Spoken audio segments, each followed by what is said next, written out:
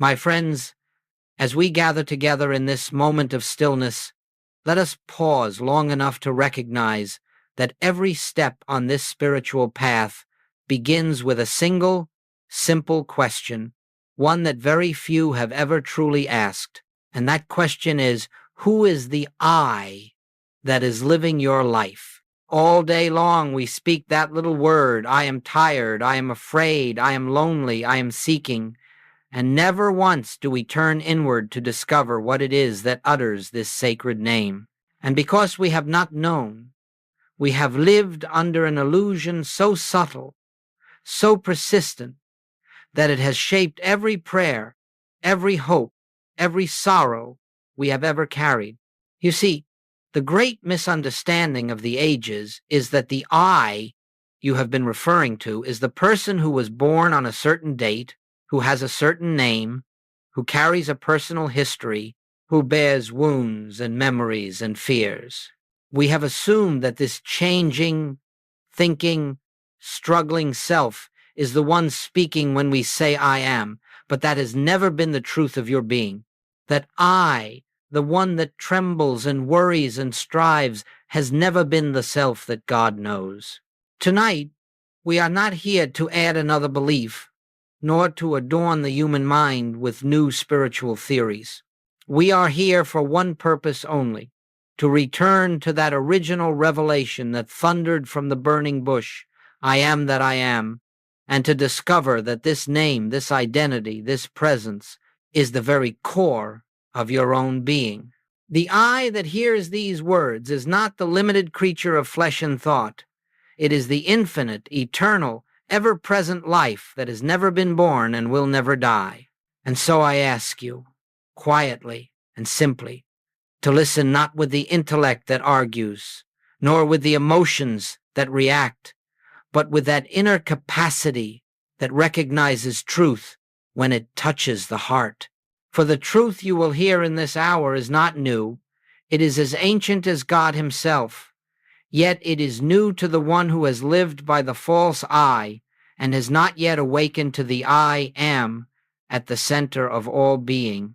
Let us begin, then, by acknowledging that everything you have believed about yourself, your limitations, your fears, your struggles, has arisen from this fundamental misunderstanding about the nature of I.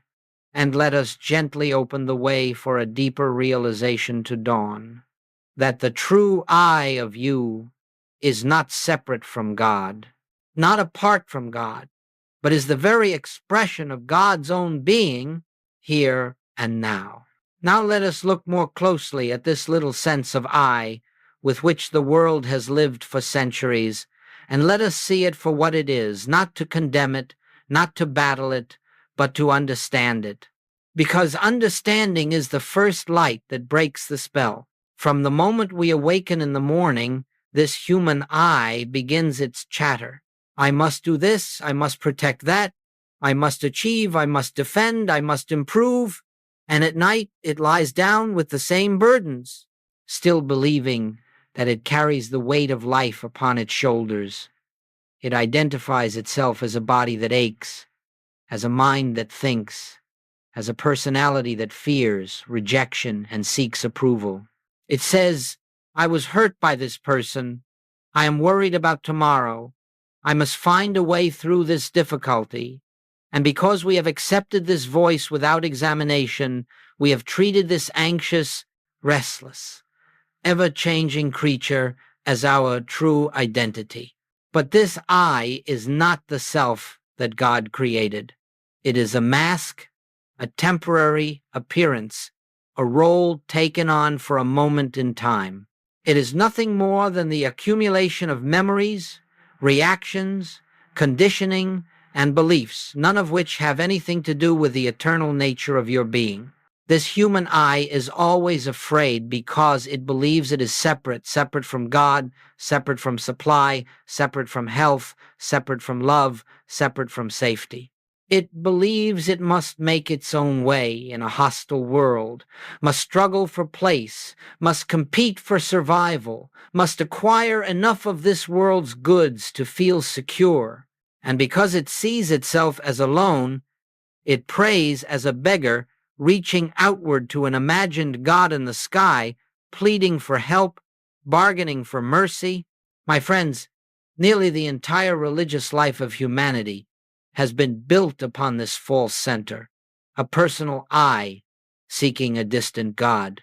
And as long as prayer begins with a misunderstanding of who I is, the prayer cannot rise above fear. The human I prays from lack, from fear, from desperation, and then wonders why its prayers seem unanswered. But hear this clearly. The human I, the ego sense, the personal self, has never been the real you. It is not sinful. It is simply mistaken. It is an image in consciousness, a shadow on the screen of awareness, and the moment you recognize it as such, you begin to loosen the chains of suffering that have bound humankind from the beginning. There is a deeper I, a truer self, that has never feared, never lacked, never suffered, never died. That I has been silently present through every experience of your life, waiting to be acknowledged.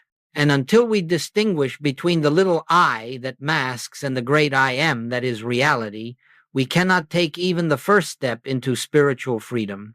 Tonight, let us be willing to look at this mask gently, lovingly, without judgment, and then let us be willing to set it aside long enough to let the light behind the mask shine through. Let us turn now to the name that stands at the center of all spiritual revelation, I am, and let us approach it with reverence. For when Moses stood trembling before the burning bush and asked, "What is thy name?" the answer given was not a doctrine, not a title, not a symbol, crafted by human minds. The answer was being itself. I am that I am. In that moment, something eternal was spoken into time.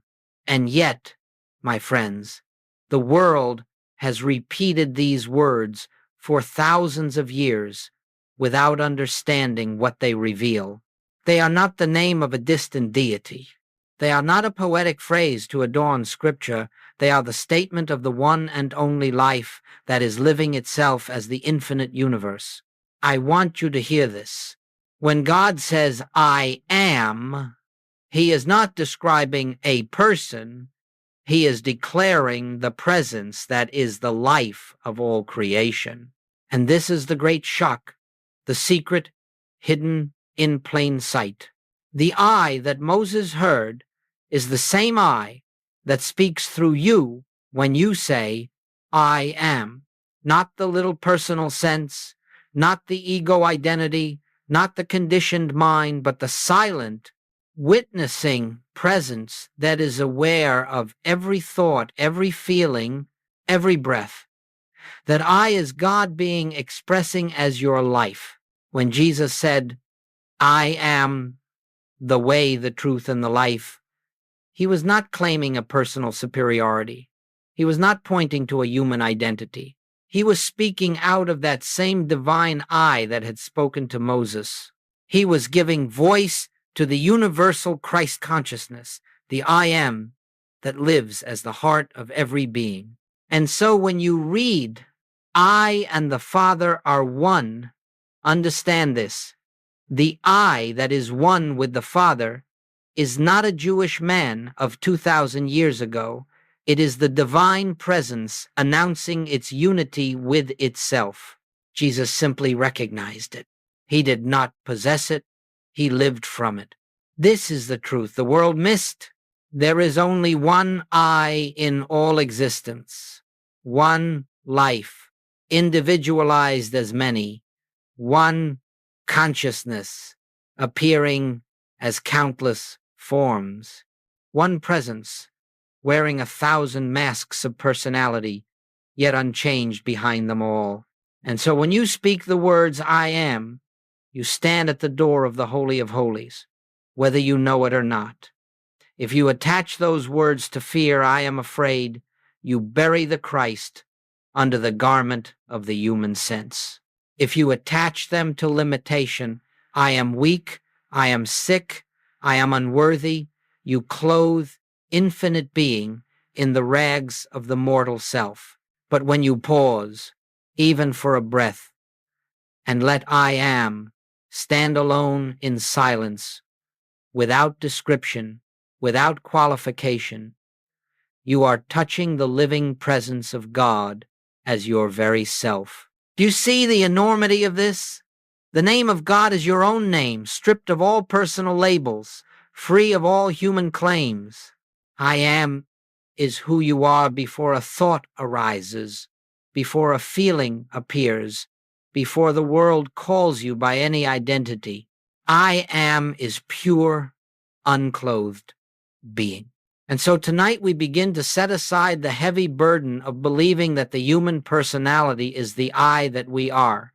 We begin to sense, perhaps faintly at first, a deeper identity stirring beneath the surface. It does not shout, it does not boast, it simply is. It is the stillness behind thought, the silence behind the noise of the world, the presence that has never left you for a single instant. This is the I am that Moses heard, that Jesus revealed, that mystics of every age have recognized.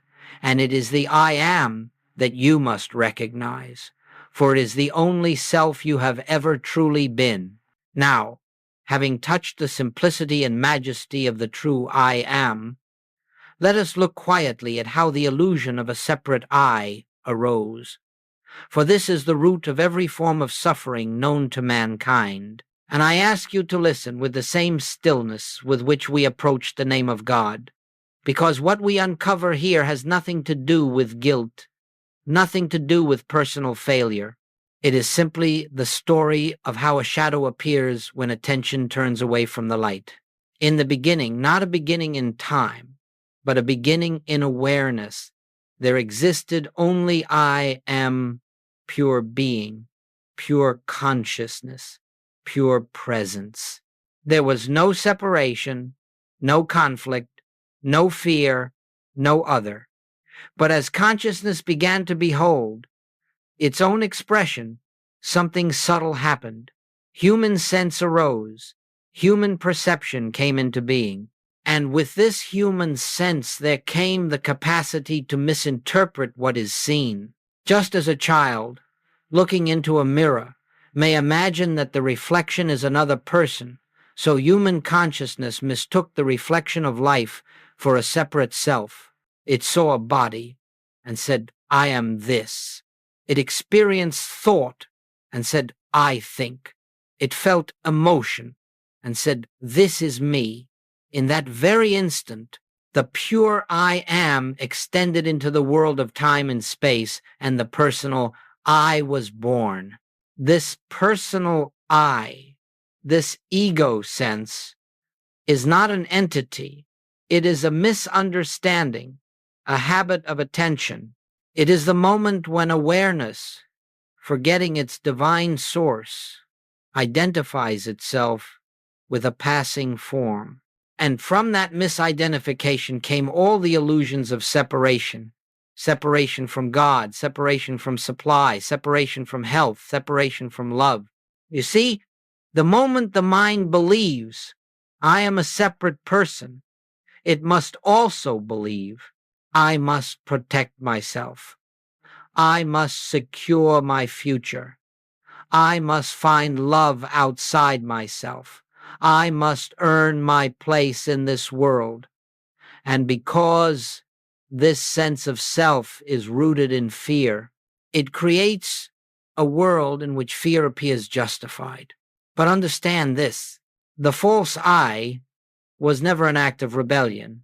It was simply a forgetting of the truth that the I, which observes the limitation, is itself unlimited.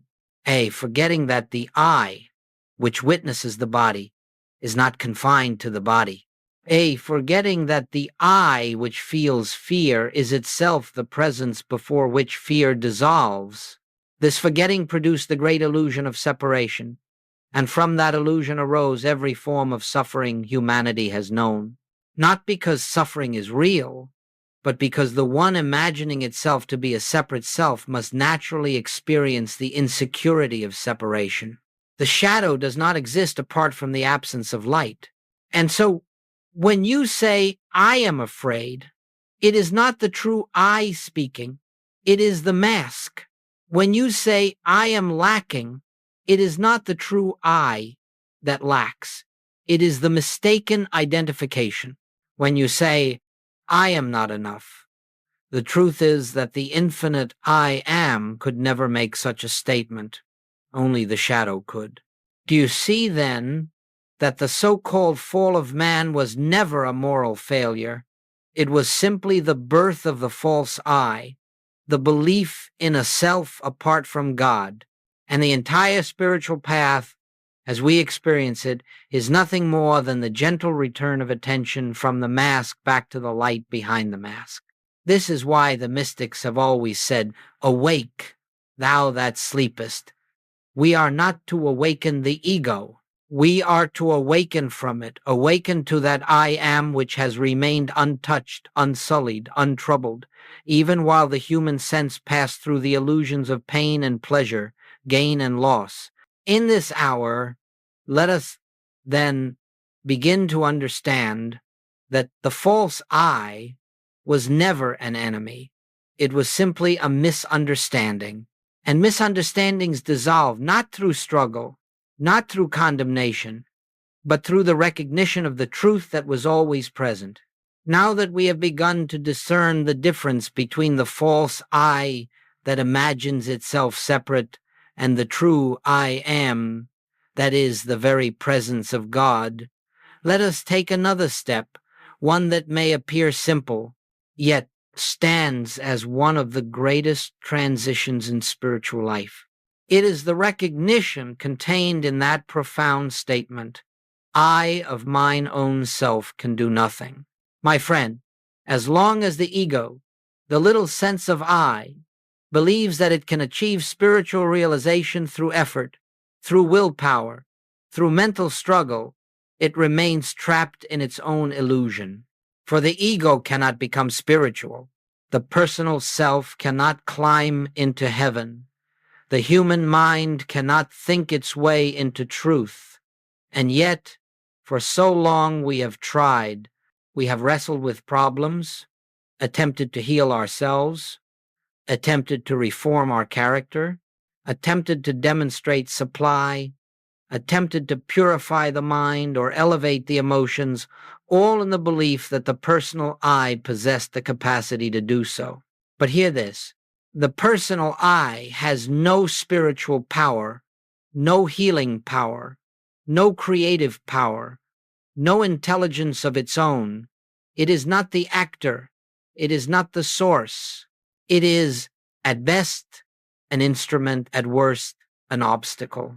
The moment we imagine that the personal self can accomplish spiritual work, we slip into the ancient delusion of two powers, one power called God and another power called me.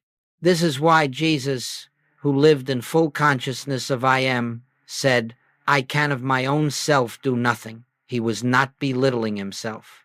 He was revealing the secret of spiritual realization, the surrender of the personal doer. He was pointing to the truth that only the Father within, only the invisible presence acts, loves, heals, governs, sustains, and reveals. And so when we say with the heart, not as a theory, not as a doctrine, but as an inner recognition, I of myself can do nothing, we are not speaking of failure. We are speaking of liberation. We are laying down the impossible burden of being our own savior. We are relinquishing the exhausting belief that life depends upon our personal effort. You see, the ego lives by effort.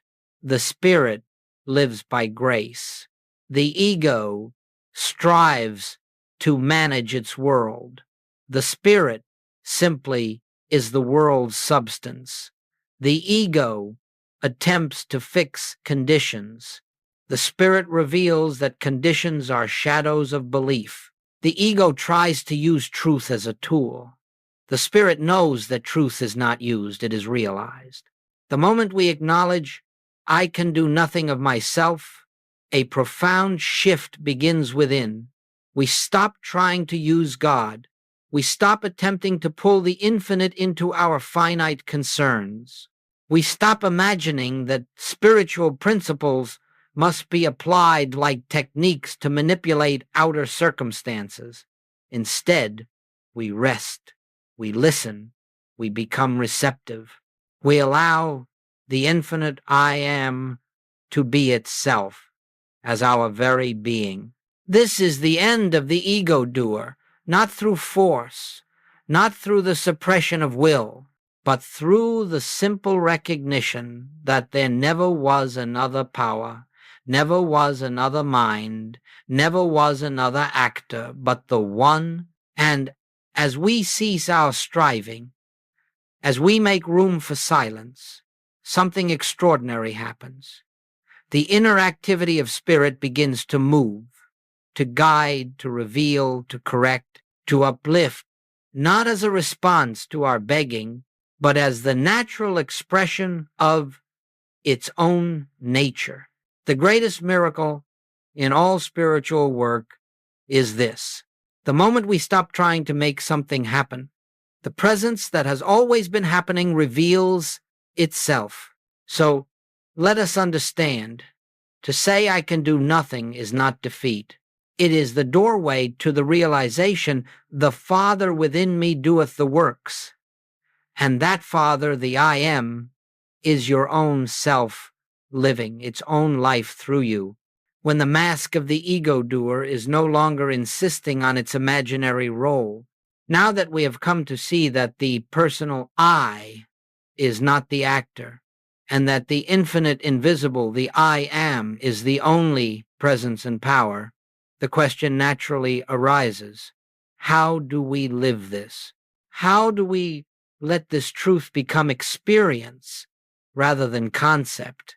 And the answer, my friends, is not found in technique, nor in mental repetition, nor in effort.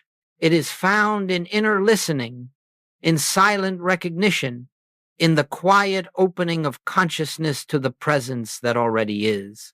In the infinite way, we are not given formulas to use, for formulas belong to the realm of mind, and the mind cannot reveal spirit. We are not asked to affirm truth in order to force a change, because truth does not work through mental pressure. Instead, we are asked to do something far more simple and far more sacred, to turn within frequently, gently, humbly, and acknowledge that I and the Father are one. This is the practice. It is not difficult, yet it requires sincerity. Many times a day, no matter where you are, no matter what you are doing, you pause for a few moments, not long. A minute or two suffices. But in that minute, you close your eyes to appearances and you withdraw your attention from the clamor of the temporal kingdoms and you turn toward the invisible. And in that inner turning, you make the quiet acknowledgement, Thou art here. I am. The place where I stand is holy ground. You are not declaring something to make it, so you are recognizing what already is. You are acknowledging the presence that has been the life of your life since before time began. Now, as you do this, resist the temptation to use truth for a purpose. Do not say, I will be still now so that my problem may be solved. That is the ego trying to employ God as a servant. No, you enter the silence for one reason only, because God is. Because I am, because there is a presence here, and recognition of that presence is the highest prayer, the purest devotion, the greatest act of surrender. And in this stillness, you do not think, you do not wrestle with the mind, you do not try to silence the mind, you simply become receptive. If thoughts arise, let them pass like clouds across the sky of awareness. If feelings appear, let them come and go. You are not concerned with the activity of the mind. You are resting in that deeper consciousness which is not moved by thinking. Soon you will discover something remarkable. Beneath the noise of thought, beneath the changing landscape of emotion, there is an inner quiet, a subtle peace, a soft luminosity of awareness. This is the I am. This is the real self. And the more you turn toward it in these small moments throughout the day, the more familiar it becomes, not as an idea, but as a felt reality. This practice becomes, in time, a way of life. You do not meditate merely in the morning or the evening. You meditate in the grocery line, in the car, between tasks, before answering the telephone, before speaking to a loved one. You pause, you turn within, you acknowledge the presence, and you listen, not for words, not for guidance, not for an answer, but simply for the assurance of being. And one day, quietly, without fanfare, something shifts. The silence begins to speak, not with sound, not with sentences, but with a knowing, a peace, a direction that arises spontaneously and carries its own authority. It may come as an intuition, a gentle nudge, a sudden clarity. You will know it not because it explains itself, but because it brings with it the fragrance of truth, the atmosphere of God. This is inner listening.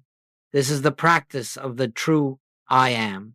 Not effort, not strain, not trying, but recognizing, consenting, allowing. And as this recognition deepens, you will find that life becomes guided from within. You will take no step without that inner sense of rightness. You will speak no word that does not rise from the quiet. You will cease to look to the outer world for validation, direction, or supply. You will discover that the kingdom of God is not attained, it is revealed, and that revelation comes in the stillness where the I that thinks falls silent and the I am that is eternal shines forth. This is the heart of spiritual practice in the infinite way. Not the manipulation of truth, but the realization of presence. Not the improvement of the human condition, but the recognition of the divine reality. And all of it begins with these small, persistent moments of turning within. As we continue our unfolding, there comes a moment, a sacred moment, when the inner practice begins to bear fruit. And this fruit is not something dramatic that appears in the outer world. It is not fireworks, not sudden miracles, not a thunderclap of revelation. No, it is something far more profound.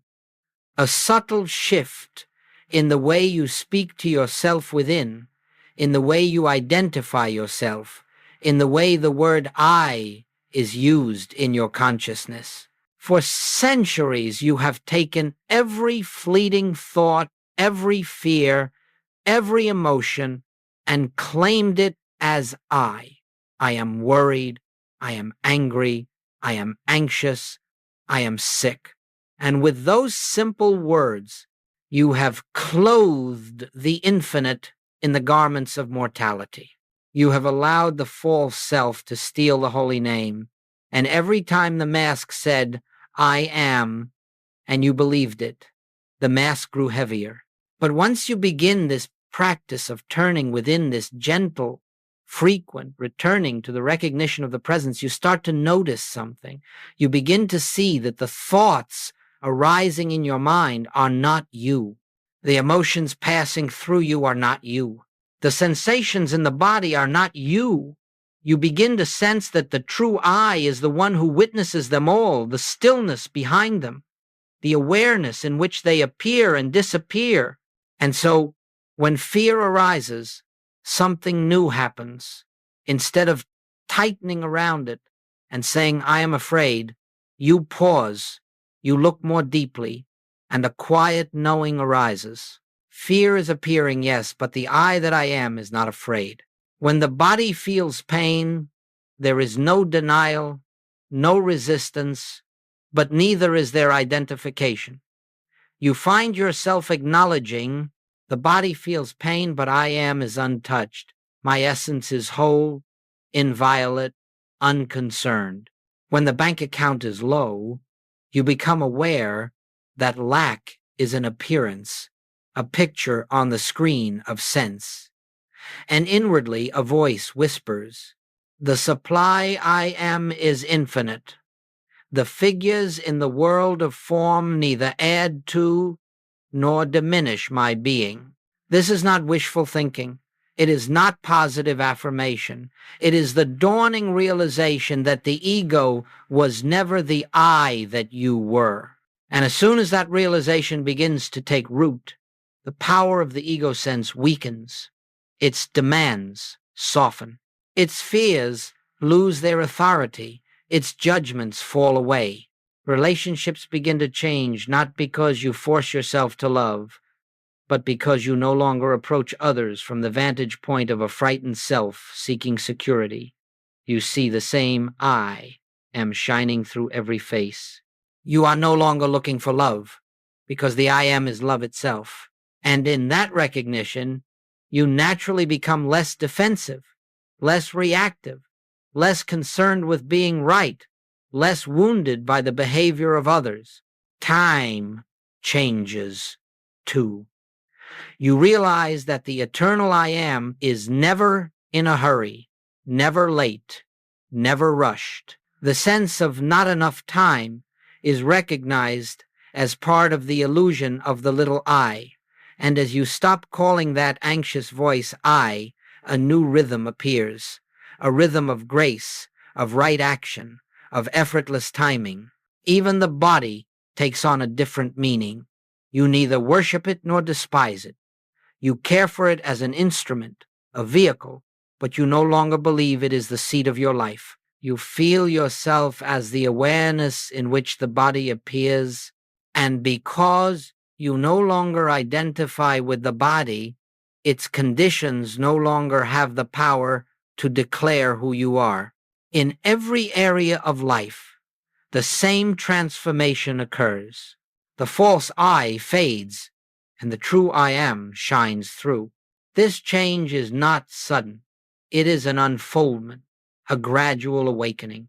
But each time you refuse to give the name I to fear, to lack, to pain, to judgment, you break another link in the chain of illusion. And each time you acknowledge the presence silently, gently, without force, you strengthen the awareness of your true identity. Do you see the beauty in this? You are not trying to make the ego better. You are not trying to perfect the mask. You are simply ceasing to call it I. And when the false I is no longer believed, its power evaporates. What remains is what was always there, the pure, limitless, effortless I am. This, my friends, is the beginning of freedom. This is the beginning of living, not as a person striving for God, but as the transparency through which God lives his own life. And now, as this realization begins to take form within you, this recognition that the I you have carried for so long was never the true self, you will notice an even deeper shift, one that marks the beginning of spiritual adulthood. It is the dawning understanding that you are not here to accomplish life, to manage life, or to control life. You are here to yield to life, allowing the infinite invisible to live as you, through you, and in spite of you. This is the transition from living as a person to living as an instrument, from being the doer to being the transparency, from attempting to shape destiny to letting the inner Christ reveal the only destiny there has ever been. You see, the little I imagines it must plan and arrange, struggle and achieve, defend and acquire. It thinks it must determine outcomes and avoid dangers. It lives in a constant posture of self-preservation. But once you truly know that the personal I is not the self, a tremendous burden drops away. You realize with absolute clarity, I do not live my life. Life lives me. This is not passivity. It is receptivity. It is not laziness. It is surrender to the only power that exists. It is the recognition that the river does not push itself downhill. It flows because flowing is its nature. The flower does not open by effort. It opens because opening is its nature. And the I am does not act through strain. It acts because effortless action is its nature. As this awareness matures, something beautiful occurs. Before speaking, you listen not to thoughts, but to the silence behind them. Before acting, you pause not to analyze, but to feel the subtle nudge of the presence. Before deciding, you rest not in human reasoning, but in the quiet certainty that the one mind is already forming its own perfect way. You cease to ask, what should I do? Instead, you ask, what is the I am being here? And in that question, you step aside, allowing the infinite to move. And you will discover this. When the inner presence is allowed to take the lead, everything unfolds with a rightness and timing that the human mind could never orchestrate. Conversations open at the precise moment they are needed. Guidance comes without strain. Solutions rise gently out of the silence, carrying with them a peace that confirms their origin. You begin to sense that life is not something happening to you, nor something you must create. It is something flowing through you. This is the meaning of the words, the Father within me, he doeth the works. The works are not yours. The intelligence is not yours.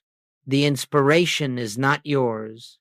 The love you feel for another is not your love. It is God loving God. You are the avenue, the instrument, the transparency, and as this becomes your way of life, fear begins to vanish, not because you have conquered it, but because there is no longer a you to be afraid. Worry dissolves not because you have solved every problem, but because the sense of being a separate problem solver has disappeared. Even the desire to control outcomes fades not through discipline, but because you have discovered that the outcomes arising from the infinite are always greater than anything the finite mind could have imagined. This is the secret. When the personal self stops trying to run the show, the divine self reveals that it has been running everything all along. And so, my friends, this stage of the journey is not the attainment of something new. It is the removal of the one thing that has obscured everything, the belief that you were the cause. As that belief dissolves, you find yourself living in a flow, a grace, a rhythm that requires no effort. You speak less, listen more, you hurry less, perceive more, you force less, trust more. And in that trusting, in that yielding, you come to understand why the masters have always taught that spiritual life is not lived by might, nor by power, nor by cleverness, but by spirit alone.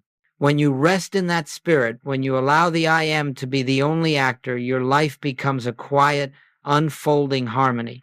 You become, without intention or effort, a place where others sense peace. They may not know why, they may not be able to name it, but they will feel the presence shining through you as sunlight through a clean window. You become transparent, not as one who disappears, but as one through whom the infinite becomes visible.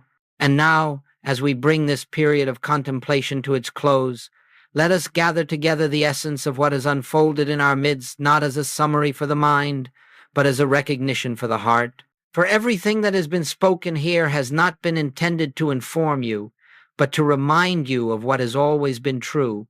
waiting quietly beneath the noise of human belief. You have seen tonight that the name I am is not merely a sacred phrase from ancient scripture, nor a title bestowed upon a divine figure, but the very essence of your own being. You have glimpsed that the personal sense of I, the one that worries, suffers, fears, strives, was never the real self, but only a shadow cast upon the screen of consciousness by the belief in separation. You have felt, perhaps even faintly, that behind every thought, behind every emotion, behind every appearance, there stands a silent presence, unmoving, unchanging, untroubled. That presence is your true identity. It is the Christ of you. It is the I am that God declared to Moses, that Jesus revealed to the world, that mystics of every age have recognized in the depth of their inner stillness. And you have learned that the spiritual life is not lived through effort, nor through the manipulation of truth, nor through the attempt to improve the human self. It is lived through recognition, through surrender, through the gentle turning within again and again to acknowledge the presence that never leaves you, that lives you, that breathes you, that sustains you. My friends, if you will but return to this inner recognition many times a day, even for a moment, even for a breath, you will find that something begins to shift in your consciousness. The sense of being a separate doer will soften. The anxiety of personal responsibility will fade. The fear of conditions will diminish. And in their place will arise a quiet confidence, a peace that does not depend on circumstances, a trust that has no opposite. For as you come to live from the I am within you, you will discover that you were never alone, never unsupported, never at the mercy of the world. You will see that the same presence that guided Moses, that inspired the prophets, that illumined the Christ, is the very presence that walks with you as you in every moment of your existence. Let this, then, be your practice and your blessing. Turn within, be still, acknowledge the presence, listen, not for words, not for signs, not for outcomes, but for the simple assurance that I am is here. For where the I am is recognized, the illusion of separation dissolves. Where the I am is known, fear cannot enter. Where the I am is lived, life reveals its divine rhythm, and you move not as a struggling human being, but as a transparency for God. So go forth from this hour, not armed with methods, but clothed in awareness, not seeking to change the world, but willing to behold the world through the purity of the inner I am.